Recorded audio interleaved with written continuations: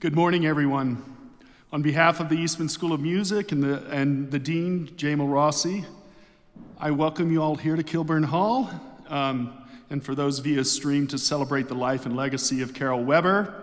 And that, of course, was Carol performing that fire announcement.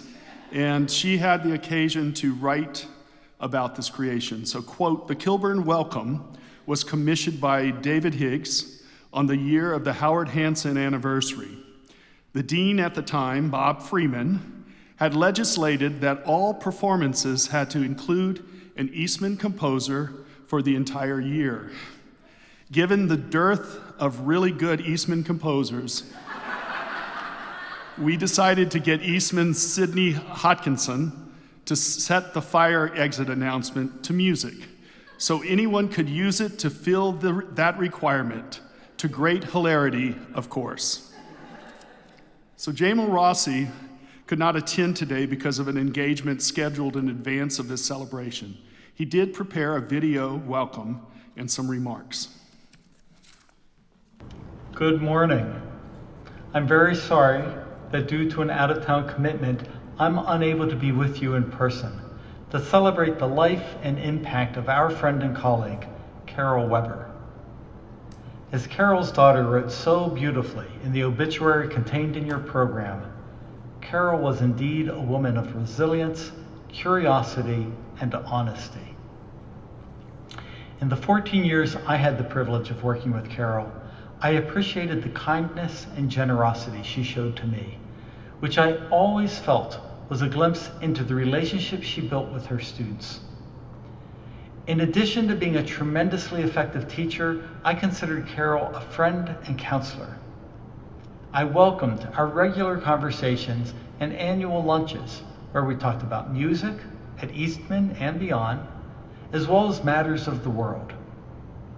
Carol loved to share news of her students' successes, and of course, Carol had no alumni or former students, for all who studied with her were forever her students, and it is in you that Carol's musical legacy lives on.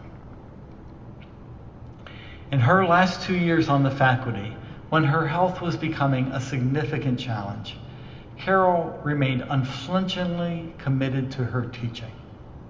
I was in awe of her courage, commitment, and tenacity. The program for today's celebration looks incredibly special. Thank you to those of you who have returned to Eastman to honor Carol with your music and your tributes. I also offer a special word of thanks to Lara Weber for the vision, time, and effort she invested into the celebration, and to Wendy Borden for bringing the many elements of today's events together with thoughtful care. Please accept my best wishes for a wonderful celebration of the life of a most remarkable woman. Thank you.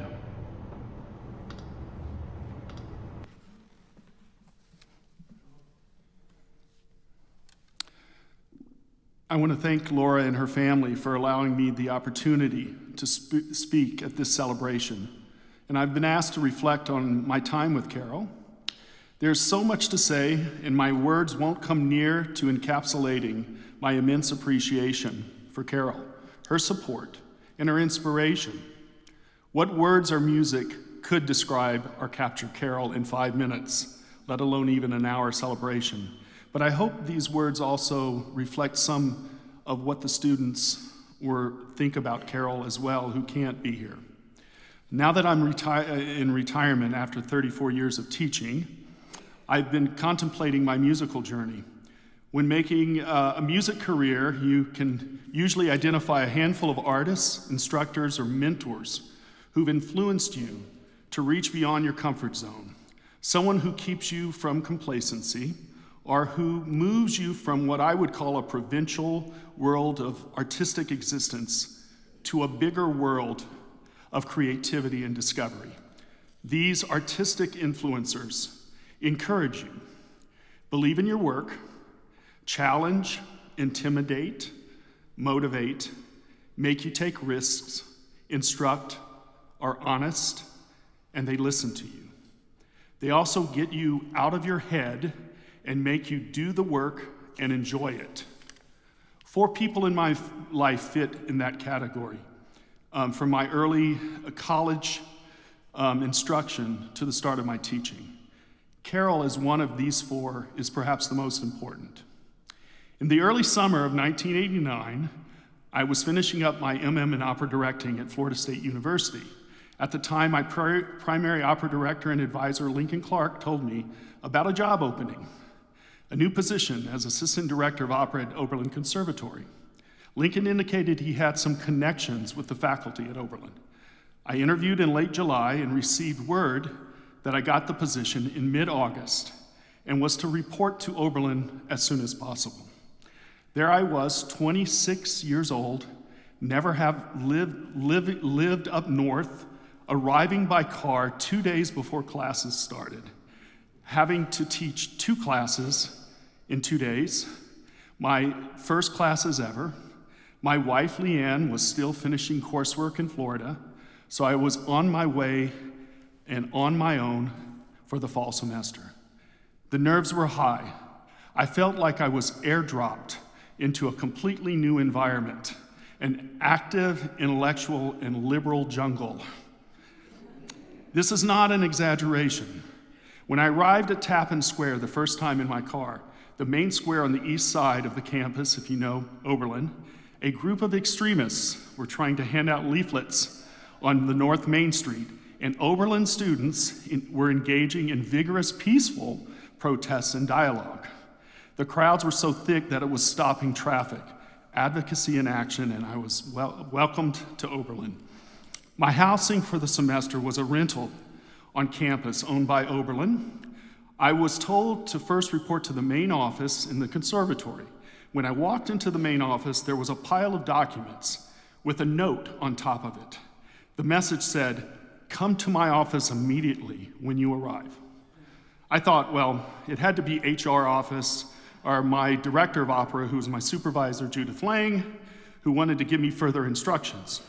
The office number on the note led me to a door down the hall close to the east side entrance of the conservatory. That was the door that led across the street to the co-op. I'm not sure if the co-op bookstore is still there. Knocked on the door opened up. It was Carol's studio. I'd met Carol for the first time. She had a student she was teaching. She immediately ended the lesson, told me to sit down, and talk to me for about 2 hours. In that initial time, she had me tell her more about myself than I had ever mentioned to other teachers, colleagues, or mentors. Or at least, it took months or years to get to this point with others. To say that this initial experience with Carol eased some of my anxiety and made me feel accepted was a vast understatement. Our conversation started with questions about my childhood, family, musical tastes, and general interest. Eventually, it moved to our professional connections. Her opinions were made clear. 3 of my previous mentors, Carol actually knew or had worked with them. Having performed under Lincoln Clark's direction at Seattle Opera, my supervisor in grad school, she undoubtedly had some influence on my hire at Oberlin. The conservatory and theater faculty, staff, and students and the environment on that campus were transformative for me, not only as an artist, but as a human being. And I had 2 important years with Carol at Oberlin before she moved on to Eastman.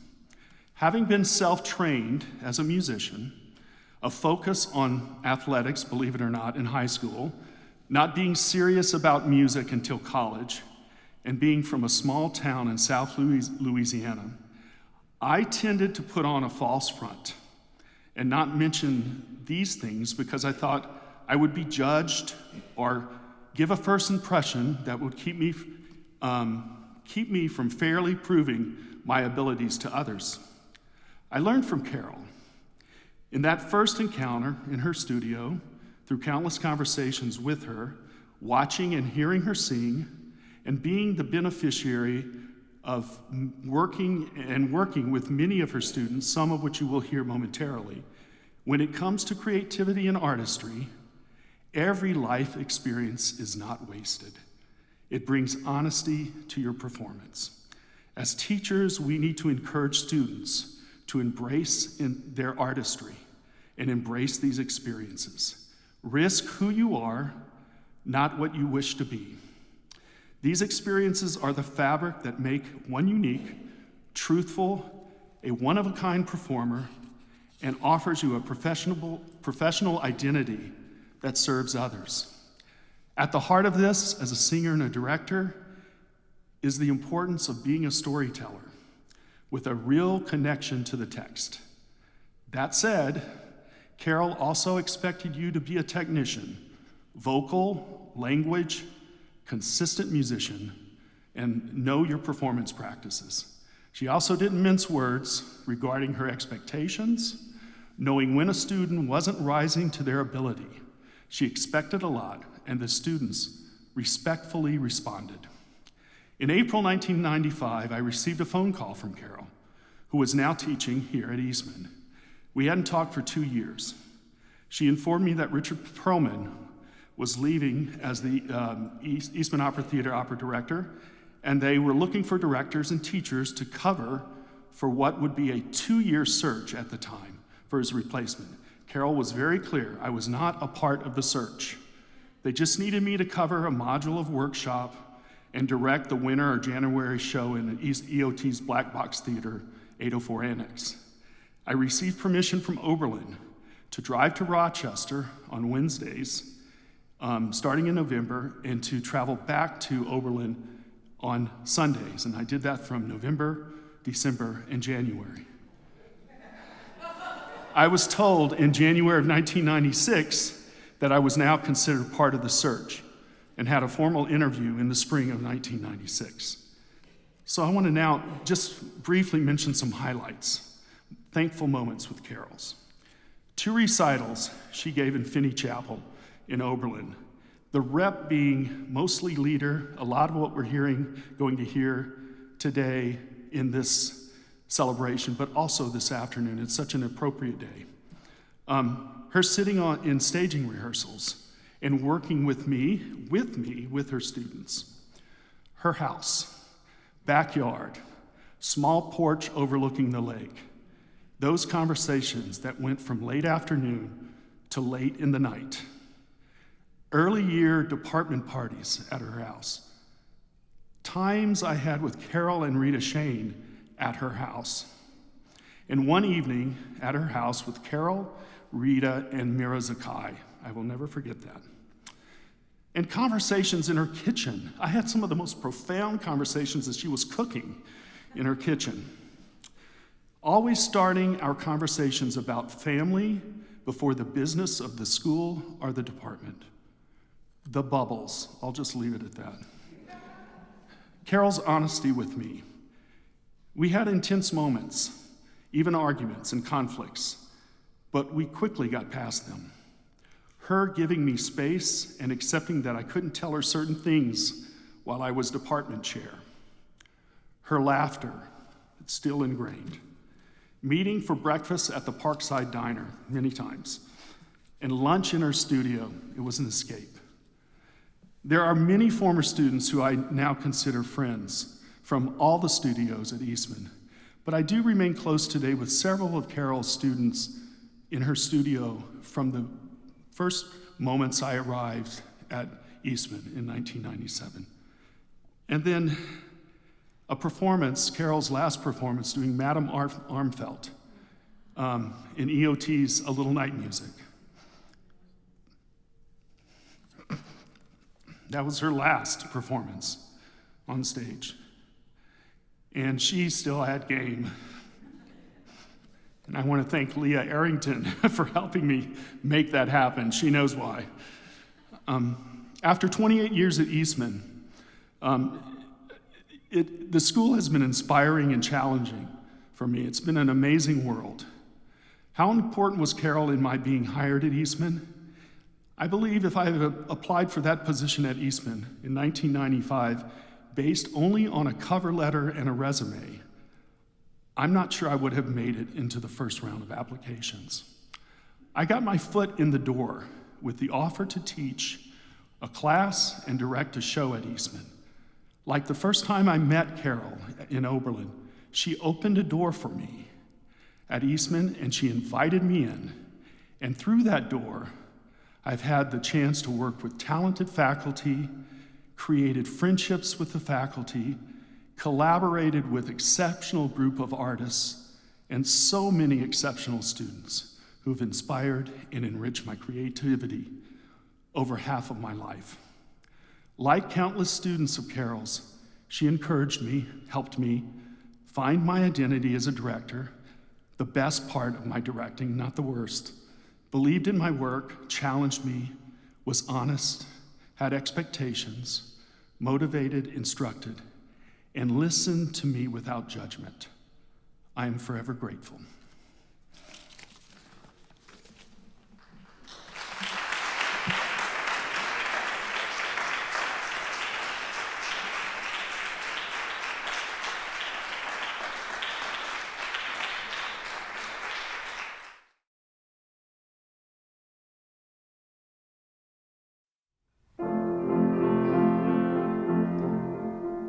Sheep make a lamb, lamb make a skin, skin make a fur, fur make a wool, wool make a yarn, yarn make a cloth, cloth make a present for you. See the world spin, spin, spin, see the world spin, spin, spin, see the world spin.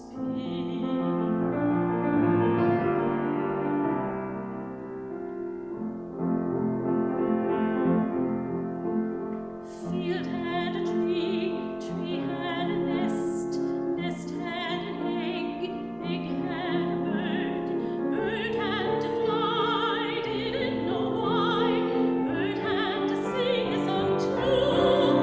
As the bird flew, he sang, see the world spin, spin, spin, see the world spin.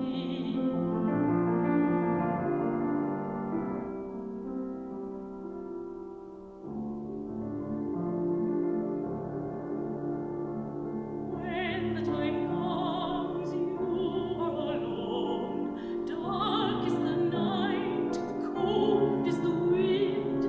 Empty the heart, empty the soul, empty the hands, my friend.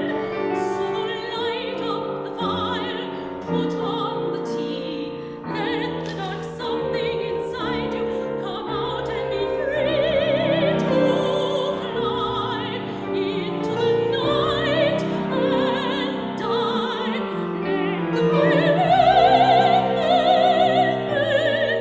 Let the wind turn, turn, turn. Let the birds sing, sing, sing. Let the world spin.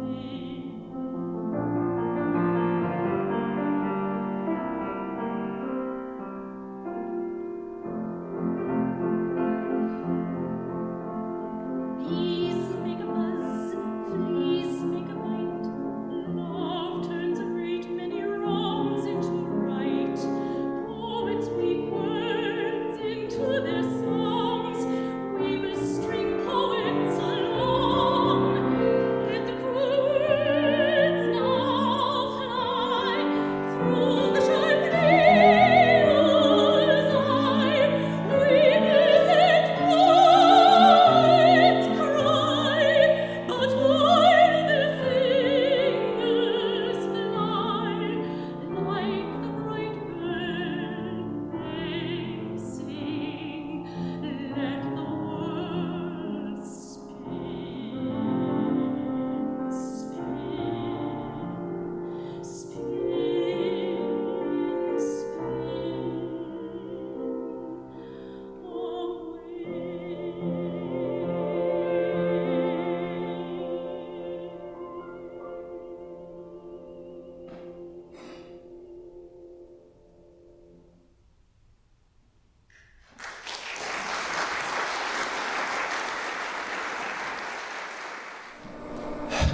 Geez, following Carol. Carol was above all a creature of joy. Joy was in her very nature. She was a joyous person. And this was reflected in her being and in her home, her beloved house on Shipbuilders Creek Lane. I first met Carol there around Christmas in 1993. Boisterous, whimsical, vivacious. She had big views of the world, just like her house. Big and boisterous and joyous, just like her house. It was amazing. It was wonderful. And this was the era of parties. Parties all the time. Parties constantly. Parties. My God. And with a salmon ball and deviled eggs and cheese salami pie, that was the way it was. It was full of laughter, including her indescribable cackle. Just beautiful. She was an Iowa girl at heart. She loved telling stories about how she had to make mashed potatoes for 40 or 50 farmers. She grew corn in her backyard in Seattle with incredible pride. But that was in her house, where I first met her voice. Luminous, lustrous, soulful, indescribable. She welcomed me into her house, then into her home, then into her family. Family was really important, as you could see from the pictures in the video, really important to her. She doted on her grandchildren, and she festooned her beautiful home with photos of them the way that she festooned her home with hydrangea blossoms, just everywhere. And she held her daughter Lara in the center of her heart. I had the privilege of witnessing the depth of their bond. It was like an atomic level bonding, like triple covalent bonding, like incredible. Incredible. They orbited each other like a suns.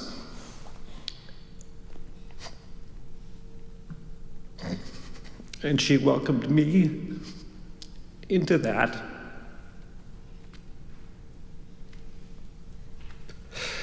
And I'm so grateful she did.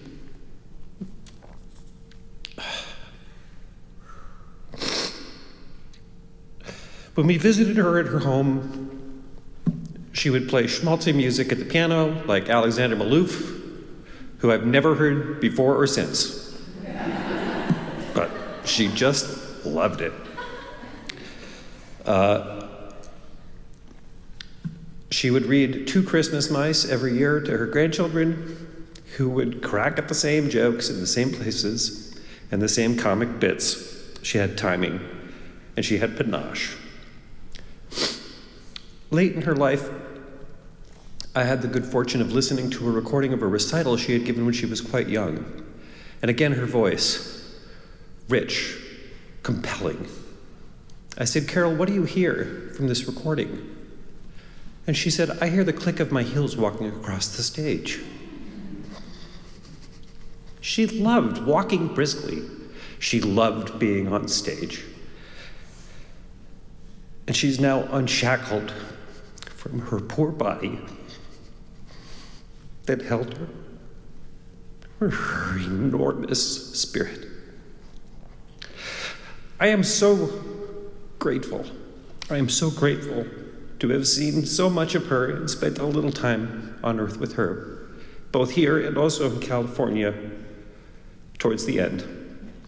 She gave joy everywhere. She gave opinions everywhere. She gave her voice, resonant and lustrous as it was. She gave her artistry, unflinchingly authentic, deeply compelling. She gave her wisdom, and she gave her wisdom in particular, and her affection in particular, for the dispossessed, for the awkward, for the people who had little place. Because she had been through that in her difficult life, and buoyed by her indefatigable spirit. And she gave love. And I'm so grateful.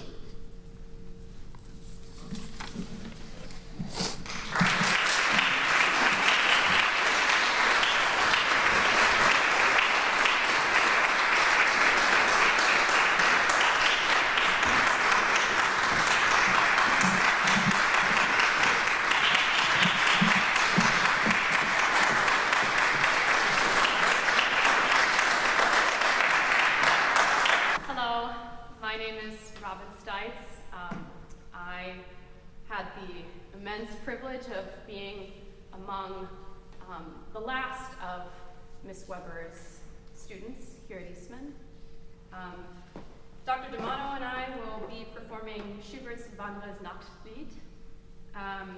This is a song that I worked on extensively with Miss Weber.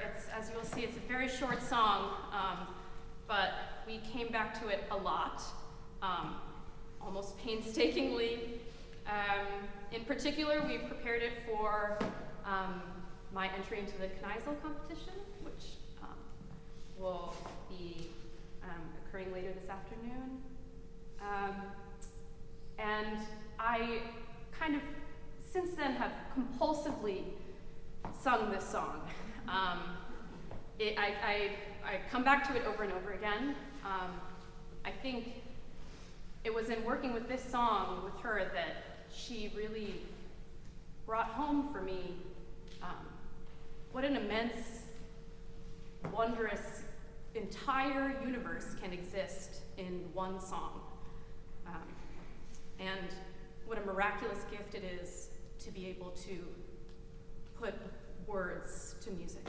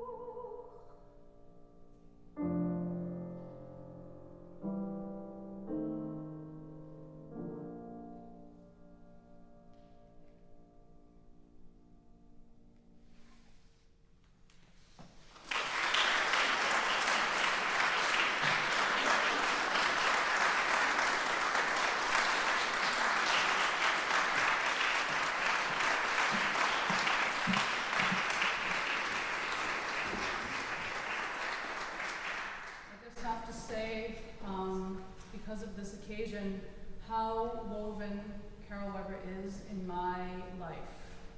The fact that I'm here doing all the wonderful things that Eastman encompasses, that of course she was hugely a part of, is so special. But I met Carol when I was a freshman at Oberlin. I'm a pianist, obviously, not a singer, and somehow I hadn't quite found my career, of course, but I found myself playing for her students in her studio, and I think it was maybe one lesson had gone by before. In that very east-facing studio that Steve mentioned, I had probably at least an hour long, maybe it was 2. I'm a little jealous if you got 2. Anyway, she wanted to talk to me. She wanted to get to know me. I was 18, finding my way in college for the first time. And she saw me. She saw, obviously, my love for this work, for singers, for song, for text, the joy, the intensity of her curiosity of who I was and how I could come be in her studio again and again. That place did become a sanctuary for me. I remember looking forward to when I had a lesson in her studio. It was a golden time in my year with all the foment of what happens in your first year of college. Everything mattered. Everything about me, everything about the work. And she indelibly wrote that into my work now. So I wanted to say thank you for all of you.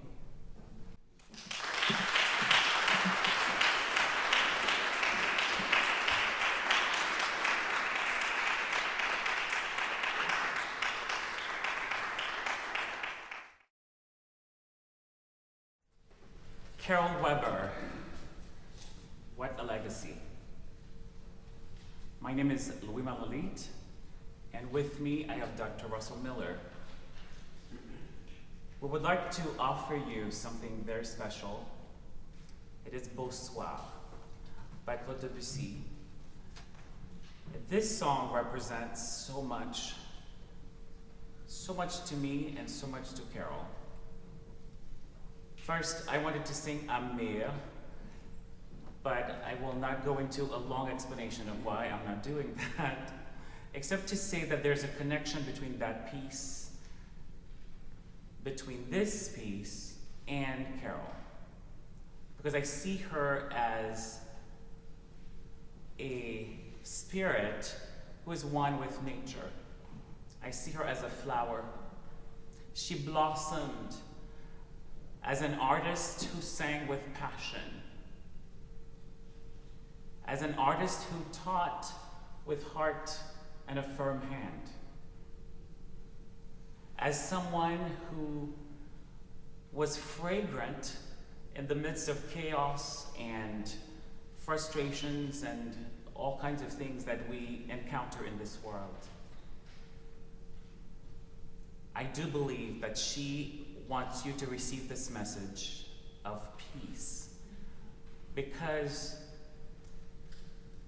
this perennial flower that she is telling us that now is the time we're given to taste, to see, to know, to learn, to live, to love, to give, because this is the only time we have before the silver cord is severed and this wave of life goes to the sea. Elle à la mer, nous au tombeau.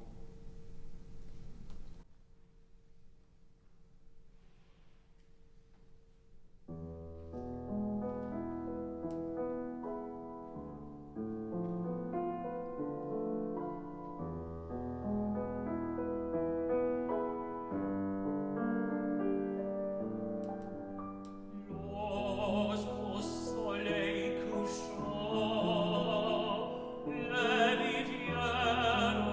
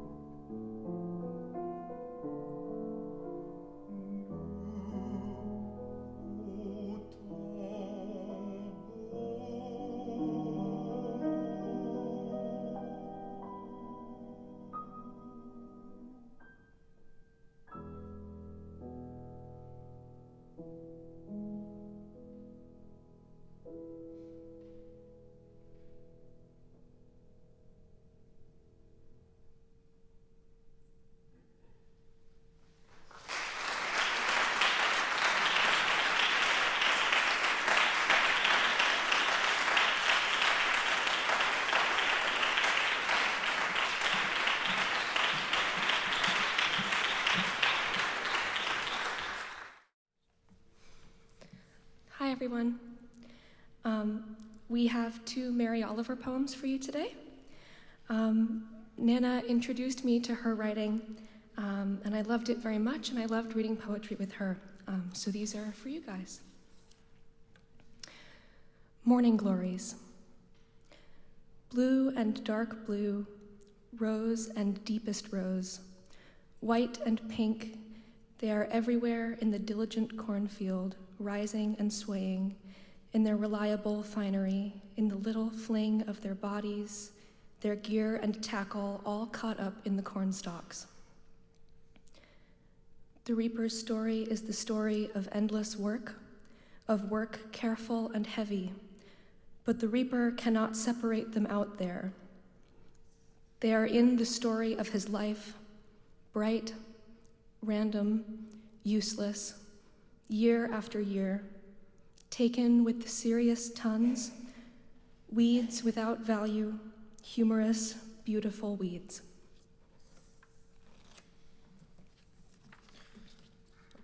Hi.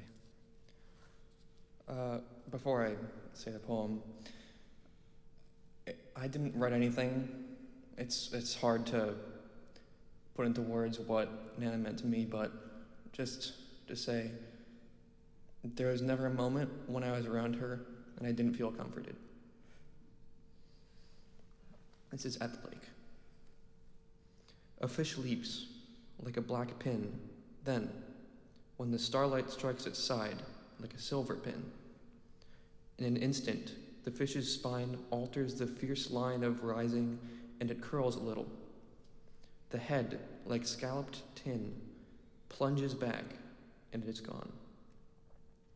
This is, I think, what holiness is. The natural world where every moment is full of the passion to keep moving. Inside every mind, there's a hermit's cave full of light, full of snow, full of concentration. I have knelt there, and so have you, hanging on to what you love, to what is lovely. The lake's shining sheets don't make a ripple now, and the stars are going off to their blue sleep. But the words are in place, and the fish leaps and leaps again from the black push of the poem, that breathless space. Thank you.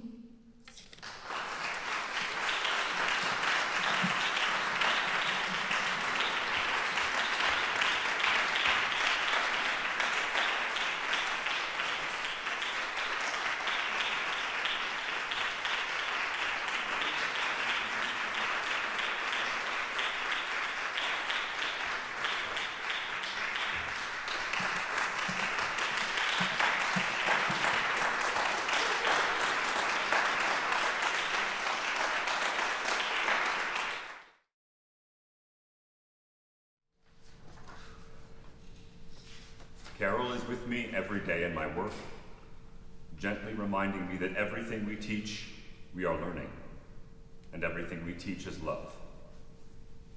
Our work to help liberate young singers from inability, our insistence on musical excellence and that they honor the integrity of their repertoire, our encouragement that they develop a versatile portfolio of material in which they have something to say and in which they feel flexible and creative. Our investment in what's going on beneath the surface, our steady reminders that they dig deep and sing truthfully and from the heart, because we sound our best when we mean what we say. Everything we teach is love.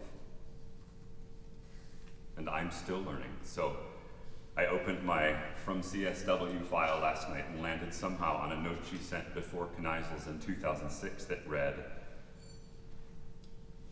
"You might not feel automatically informal and connected in Kilbourn on Saturday, so just transpose the red carpet, no shoes, the lake, and the boomy piano over Shipbuilders Creek.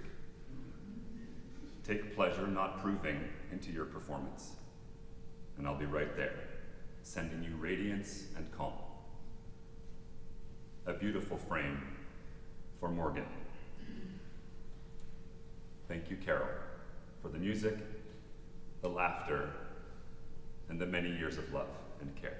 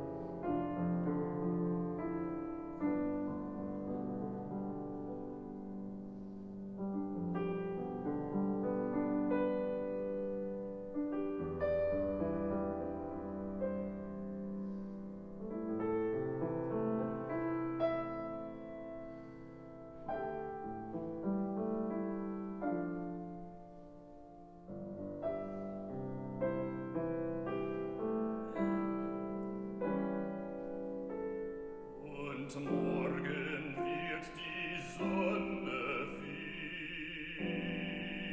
wieder scheinen und auf dem Wege, den ich gehen werde, wird uns die Glücklichen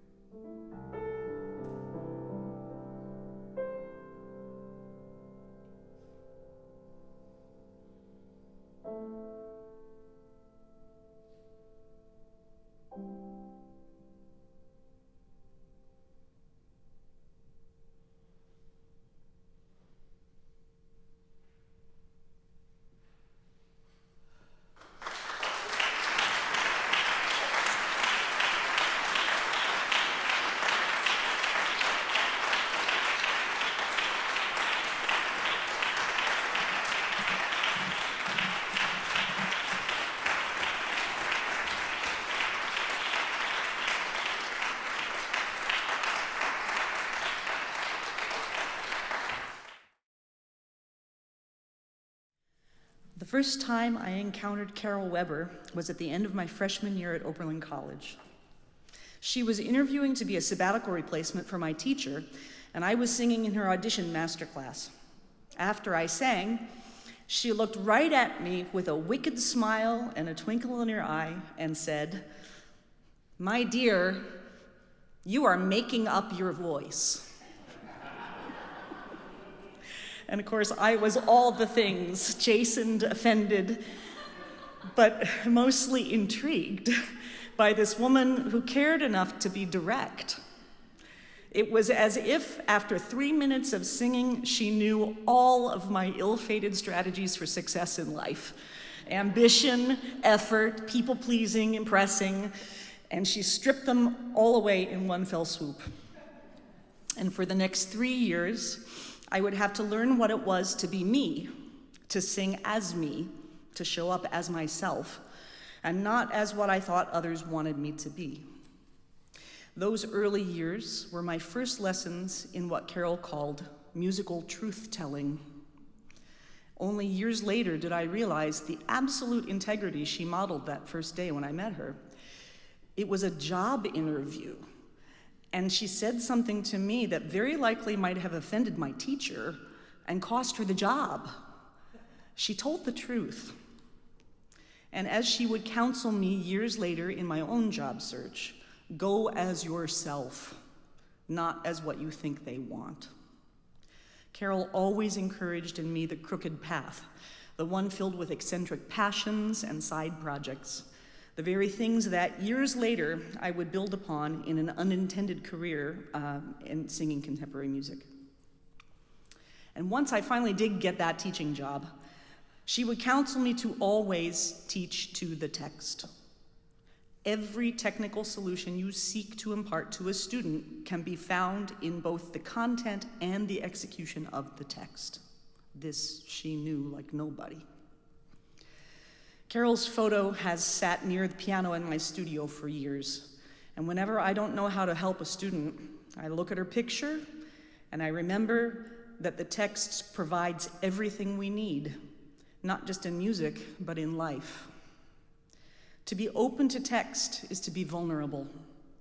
Carol knew this so well through the many challenges of her rich tapestry of her life, that the vulnerability was the path to healing and also to joy, which Carol had in abundance. She knew that we as singing artists have a unique responsibility to embody truth.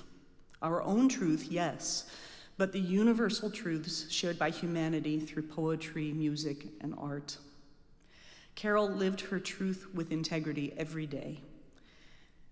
Not just my life in music, but my life today is unimaginable without her indelible influence. And I'm forever grateful. And I read from an abridged text of Black Anemones. Carol, your life is a large tapestry of all the colors, of all the most ancient murmurs, knot after twin knot, root after root of story. Thank you.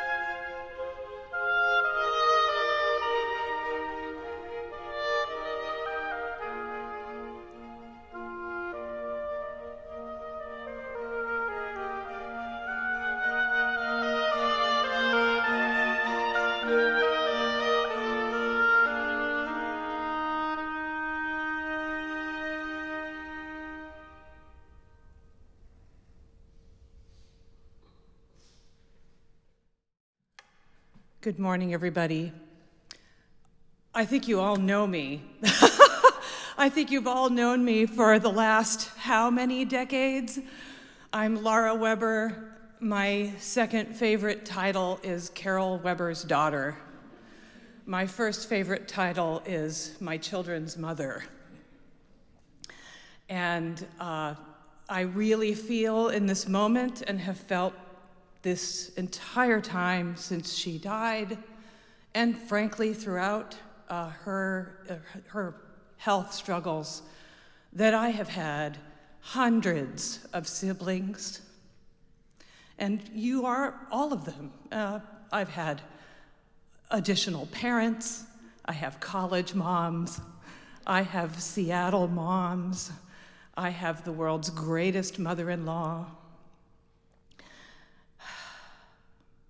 and I will always have within me my mother's voice. I spoke briefly with Dana's sons, Matt and Jonathan. Bill McIver was a great colleague of my mother's, and the three of us know exactly what it's like to be the children of really remarkable voice teachers. For me to sit here and listen with such ease and comfort and such immense connection to the voices we heard today, the beautiful vibrance of sound you bring, the depth of connection and all of yourself. To our four singers today, I thank you so, so much. Robin, Louima, Marc, Tony, to Russell and Alison, thank you. Thank you for your performances.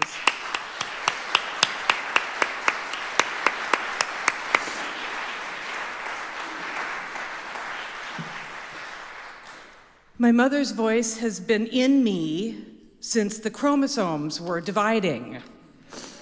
And I realized as I was listening to that remarkable Bach that it means she taught me how to listen. From the very, very beginning, I was listening. And maybe that has something to do with what I've chosen to do with my life as a musician in being a conductor, which is the number one thing you must do, is listen. Grief is a remarkable process. For me, even when it makes me fall apart, it is a huge gift because it has given me my entire mother back, all at once. Speaking with Tony in the car yesterday, I was suddenly talking to her about a job she had like how many years ago, and I forgot that we weren't in 1990-something. I am transported to the crazy Thanksgiving blizzard where school is canceled and there's no opera rehearsal, and I'm in my crazy bright orange snowsuit that my mother bought me so I would always be highly identifiable on a ski slope. And we are pulling the sled up the hills of Queen Anne to get Jiffy Pop popcorn and candy and sled home and snuggle up on our crazy little apartment in Queen Anne on the stupid, I think that's why she hates orange. It was an orange carpet. I just figured it out. That's why she hates orange. Seattle Opera School outreach concerts, Hub Miller at the piano. Came Don Collins, Leonard Eagleson, Dennis Bailey, I'm leaving people out, Connie Koshman, Connie Haas, to my school. And my mom comes darting out of the wings as Rosina and her wig goes that way. Just, you're bald in front of sixth graders. She picked it up, put it on her head, and finished the aria. Held it exactly like this. She could calm a crying Elsa immediately from birth. You were very busy on the way out. I think you were reading a book as you were taking a long time. And that moment when she held you, you calmed, and she looked at you and said, "Did you forget why you were crying?" And Sam, doobie doobie doobie doobie doo, forever. You need to know that in retirement, In Livermore, she became a fierce Golden State Warriors fan. So go Warriors. She dissected the stance, the posture, the pacing, and the attitude projected by Steph Curry and Klay Thompson, especially Klay Thompson, of the Golden State Warriors. She transferred all the vocal pedagogical know-how into basketball analysis. I will never forget Julio at my Pops concerts. You know, her left arm could no longer move. She always positioned herself to sit right there with Julio so she could one hand clap with him and sing and belt out all the crazy, silly songs we played. Exuberant, whimsical, emotional, exceptional. You were a lilac thief. She stole them on Lake Road on the way home from other people's yards. She was a very occasional clandestine smoker. She loved so fiercely, so completely. You had the incredible courage to fully examine your life, and you soared through suffering to give us all the gift of your actualized and complete self. I can't see. You insisted that we examine ourselves, Bach, and get help to do it if required. You became the champion for others that you had in your life, but not enough. So, my heart is with my mother's sister, Barbara, and her family who are watching, and with all of our extended Seattle family, so many I can't name. But I'm with you, Chapman family, in your den, cheering on the Seahawks right now. Here in this room today are many of Carol's most intimate, close friends, and I have no words to quantify my gratitude to you all. You know who you are, friends and neighbors. During these most challenging last 2 years, neither she nor I would have survived without you. You helped get her to Livermore and gave us years of family. Your love as friends and colleagues, and the love of those of all of you who have been her students, that is a lesson to me. It's a lifeline to her. You made us better people. You helped us get across the finish line with grace. We will always be grateful. And I must thank this institution, which is people. The Eastman School is only as marvelous as its people. And without you, Eastman School of People, Carol Weber's legacy could never have been extended into the world the way it has.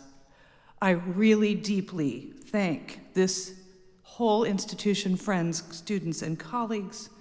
Thank you for the gift of the platform on which she built her legacy. And on that note, I'm really excited to announce that we have an endowed scholarship in her name, in her memory. We've been able to make a substantial start on this, and we hope to build on it over the time to come. Carol herself would never have been able to attend Oberlin Conservatory back in the 60s without a scholarship. As a teacher, she fought, as you know, relentlessly for students to have the financial assistance to be able to attend Eastman. And we know she would be incredibly stunned and proud of creating a way to perpetually support singers into the future. In accepting her Eisenhart Teaching Award in 2012, Carol said in her speech, "The most important lesson I can teach is to help each singer find their own voice, not only its security and beauty of sound, but with an open, truthful heart, that touches the soul of the listener. So it is in that spirit that we have named the fund the Heart Song Fund, with the intent of perpetuating Carol's legacy of guiding each student to their honest voice by singing from their heart through musical and poetic excellence. Thank you all very, very much for being here today. To everyone, and there are many watching on this live stream, we're so grateful for your presence. There is a reception in Kaminsky after this, and we can't do it inside because there's wood and furniture. We must blow bubbles outside. I think it's called the Miller Courtyard, if I'm correct. So ushers have bubbles, grab your bubbles. And as you come into the reception, you'll find Carol's music. You'll find some of her scarves and jewelry. This is for you. And videos, the tributes from the students, Erin Morley, Trevor Strader, Arisa Kazumi Sullivan, and Megan Moore. Take a minute and listen to them. We end, of course, with music of Hubbard Miller, who, quite frankly, most of us wouldn't know about without Carol having sung his songs and taught them for so many years. Thank you all so, so much for being part of her legacy and my life for so long. Thank you.